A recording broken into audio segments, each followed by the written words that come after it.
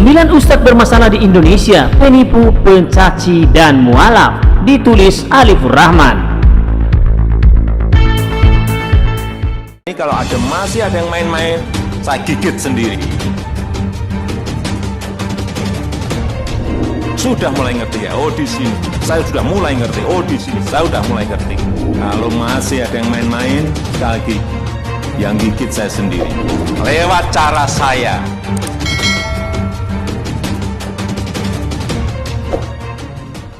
Beberapa hari yang lalu viral cerita Ustadz Mualaf mengaku anak dari seorang bapak kardinal dan ibunya adalah evangelis. Dia adalah Ustadz Fauzan Alasmi. Pengakuannya semakin drama karena mengklaim sebagai misioneris. Lalu sekarang taubat dan memeluk Islam, kemudian jadi Ustadz. Begitu kira-kira kisahnya sehingga dielu-elukan para jemaah. Namun belakangan diketahui bahwa nama asli Ustadz tersebut adalah Joko Subandi. Ibunya bernama Surahma, bukan Maria Laura seperti yang diklaimnya. Lebih dari itu muncullah beberapa kasus melekat dengan Joko Subandi ini, mulai dari kasus pencemaran nikah siri hingga penipuan. Namun saya tak tertarik dengan kasus-kasus tersebut karena setiap orang punya kasus, tapi pengakuannya soal anak kardinal ini luar biasa bego. Karena mereka yang menyandang status kardinal tidak menikah. Lalu bagaimana bisa punya anak? Selain itu kardinal untuk Katolik, sementara evangelis di Kristen, bagaimana bisa bersatu dan punya anak? Tapi sudahlah, itu hanya penipuan, cerita bohong yang disampaikan dengan tujuan menarik perhatian agar mendapat simpati umat. Yang menarik dari kasus ini adalah mengapa ada orang yang mau menjadi jemaahnya, prima di banyak tempat sebagai ustadz teladan. Sebenarnya ini bukan cerita baru, sebelumnya sudah banyak ustadz bermasalah di Indonesia. Mari saya berikan daftarnya. Pertama, Ustadz Abdul Somad. Pada Pilpres 2019 lalu, Somad dengan percaya diri menyampaikan pada Prabowo, ditayangkan di stasiun TV nasional, diulang-ulang bahwa Somad sudah bertemu dengan ulama yang berhati suci dan sudah memimpikan Prabowo sebanyak 5 kali. Ini artinya Prabowo akan menang di Pilpres dan menjadi presiden. Selain itu, Somad juga mengklaim bahwa dia semua tempat yang dia datangi, umat kompak mengacungkan salam 2 jari sebagai tanda dukungan untuk Prabowo Sandi. Jadi, dari sisi spiritual dan fakta lapangan tak ada yang bisa menghalangi kemenangan Prabowo. Tapi kemudian Prabowo kalah telak. Prediksi Somad jadi sama seperti prediksi almarhum Ki Gendeng yang menyatakan Jokowi akan meninggal dunia di tahun ketiga periode pertama. Namun sampai saat ini Jokowi masih sehat walafiat, sementara Ki Gendeng lebih dulu wafat. Saya tahu Ustadz bisa salah, Ustadz juga manusia, tapi sebagai teladan seorang Ustadz harus hati-hati dalam menyampaikan sesuatu, terlebih tentang sesuatu yang tidak dia pahami. Kalaupun misal Somad yakin betul dengan informasi mimpi itu, mestinya disampaikan secara tertutup. Kalau disampaikan dan ditayangkan di TV nasional, itu kan masuk kategori kampanye. Di luar itu, Somad pernah menghina artis Rina Nose, juga bercerai dengan istrinya, menyebut ada jin kafir di patung salib, sungguh tidak layak dijadikan panutan. Kedua, Habib Rizik. Orang ini mengaku keturunan Nabi, tapi kalau urusan mencaci sesama manusia, rasanya tak ada yang lebih buruk darinya. Sementara kata buruk sudah pernah disampaikan Rizik, mulai dari mengatakan Gus Dur buta mata dan buta hati, Pancasila Soekarno ada di pantat, sampailah fitnah uang rupiah berlogo Balu Arit PKI. Tapi itu hanya sebagian. Di luar itu ada banyak lagi caci makinya. Tapi dengan begitu, dengan ucapan yang sangat jorok itu, Rizik tetap dielukan sebagai ulama keturunan Nabi. Ketiga, Ustadz Sugi Nur. Ceramahnya tidak ada materi pelajaran agama, hanya berisi provokasi dan caci maki. Begitu banyak umpatan dan kata kasar sudah pernah diucapkan oleh Sugi Nur, setingkat di bawah Habib Rizik soal makian. Juga setingkat di bawah karena dia tidak bisa mengklaim sebagai keturunan Nabi, hanya mantan preman yang kemudian insaf mencari nafkah dengan ceramah. Keempat, Tengku Zulkarnain. Jika kalian melihat Twitternya, selalu yang dibahas PKI, penista agama, atau isu soal cebong.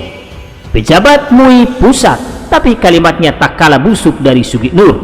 Kerap menyebarkan hoax, terutama yang sangat krusial soal pemerintah yang hendak melegalkan zina dan menyediakan konsepsi.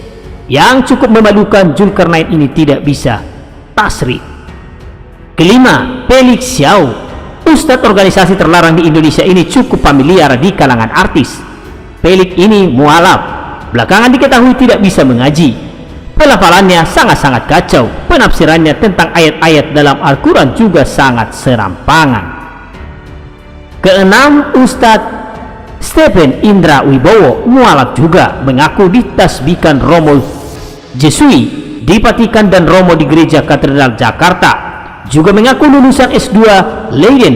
Tentu saja segala pengakuannya ini bohong. Ketujuh, Ustadz Bangun Samudra, lagi-lagi mualaf, mengaku lulusan S3 Vatikan dan mantan pastor, padahal tidak ada universitas Vatikan. Bahkan belakangan orang ini disebut tidak lulus SMA. Lalu bagaimana ceritanya bisa langsung lulus S3? Kedelapan, Ustadz Epie Effendi, sama seperti Felix, tidak bisa baca Al-Quran, pernah menyebut Nabi Muhammad sesat, belajarnya otodidak, tapi mengaku berguru pada Rasulullah. Mungkin ada banyak lagi ustadz abal-abal yang selama ini ikut meramaikan jagat media kita dengan pernyataan provokatif. Tapi setidaknya kedelapan orang ini ditambah dengan Joko Subandi kalau dikategorikan akan terbagi menjadi dua golongan. Pertama, golongan mualaf pembohong, Bangun Samudra, Stephen Indra, Felix Xiao, dan Joko Subandi. Semuanya sama, berbohong, mengaku tokoh Kristen atau Katolik, kemudian masuk Islam karena mendapat hidayah. Cerita-cerita ini hanya materi ceramah yang diulang-ulang untuk mendapat simpati, untuk menjadi pembenar atau mempertebal iman orang-orang Islam yang malas belajar, atau kelompok orang-orang konsumen tetap produksi hoax. Kedua adalah golongan ustadz-ustadz provokatif yang menyampaikan ceramah dengan cara-cara negatif. Sebut saja Rizik, Sugi Nur, Tengku Zulkarnain, dan sejenisnya. Meskipun sudah dibuka sejelas-jelasnya terkait fakta dan keilmuan yang sangat diragukan, tapi mereka ini masih juga dilulukan oleh para pengikutnya masing-masing. Kenapa? Karena para pengikutnya adalah orang-orang yang sejenis. Untuk Ustadz Somad misalnya, pengikutnya pasti mayoritas adalah pendukung fanatik Prabowo. Mayoritas lo ya. Kemudian Sugi Nur dan Tengku Zulkarnain, pengikutnya pasti dari kelompok pemarah atau iman.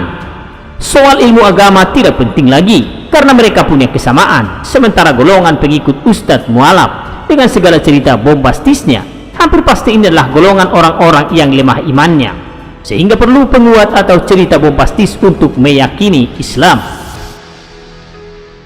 Untuk golongan ustadz mualaf dan penipu, sejatinya sama seperti penipuan pada umumnya, seperti bisnis umroh first travel. Sebagian orang mungkin akan lebih mudah ikhlas karena tujuan mereka adalah umroh, tujuan mulia, salah satu produk agama, bahkan haji masuk dalam rukun Islam. Tertipu karena umroh atau haji mungkin tak akan menyakitkan ditipu karena barang dagangan online, tapi sejatinya sama saja penipuan. Begitupun dengan ustadz-ustadz mualaf tadi, mereka sejatinya penipu, tapi karena ditipu bab agama, yang ditipu kurang sensitif dan tidak emosi, atau bahkan mencari kebenaran untuk meyakini kebohongannya. Namun sekali lagi, apapun itu tetap saja adalah penipuan. Percuma menyalahkan ustadz bermasalah itu, karena mereka hanya peka terhadap pasar dan memberikan sesuatu yang diinginkan oleh sebagian masyarakat. Mereka tak akan mengubah gayanya. Yang mencaci maki akan terus mencaci maki, karena dengan caci maki itulah mereka diikuti. Yang berbohong soal pastor, mantan Romo, lulusan Vatikan, dan seterusnya akan terus membawa kebohongannya kemana-mana, karena itu materi kunci untuk mendapat simpati massa. Maka sebenarnya wacana Menteri Agama sebelumnya terkait sertifikasi ustadz merupakan wacana yang layak dilanjutkan, karena fenomena ustadz penipu pembohong itu nyata ada. Yang tidak viral dibicarakan mungkin jauh lebih banyak lagi. Selain itu, orang-orang mualaf yang tidak bisa baca Al-Quran sudah sangat jelas tidak layak disebut ustadz. Jangankan mengartikan atau menafsirkan, bahkan baca pun tidak bisa. Begitulah kura-kura.